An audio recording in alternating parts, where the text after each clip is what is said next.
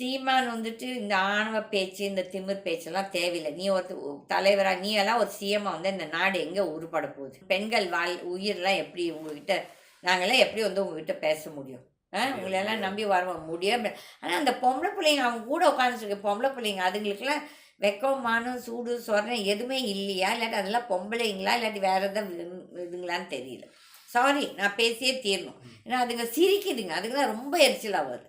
இதில என்ன சிரிக்கிறதுக்கு இருக்குது? அதே மாதிரி விஜயலட்சுமிக்குலாம் வந்துட்டு கம்ப்ளைண்ட் குடுக்கும்போது குடுத்துடு. சும்மா ஒரு நேரம் மாமான்னு கூப்பிடாத. அதுக்கப்புறம் ஒரு நாள் வாபஸ் வாங்குறது. இதெல்லாம் தவறு. நீ கம்ப்ளைண்ட் குடுத்தியா குடு. முதல் நாளே குடு. அப்புறமே நெனச்சு கம்ப்ளைண்ட் குடுக்க அவன் அதான் சொல்றான்.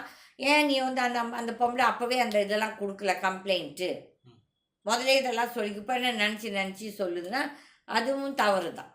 Okay but what ever said and ton இவன் வந்துட்டு அவளை கல்யாணம் பண்ணிக்கிறேன்னு சொல்லிட்டு ஏமாத்தியோ இல்லாட்டி திருட்டு கல்யாணம் பண்ணிட்டு அதுக்கு சாட்சி இல்லாதவாலே நீ வந்துட்டு அதை தப்பை வந்து ரைட்டுன்னு சொல்ல ப்ரூவ் பண்ண பார்க்குறதெல்லாம் அதெல்லாம் கரெக்ட் கிடையாது.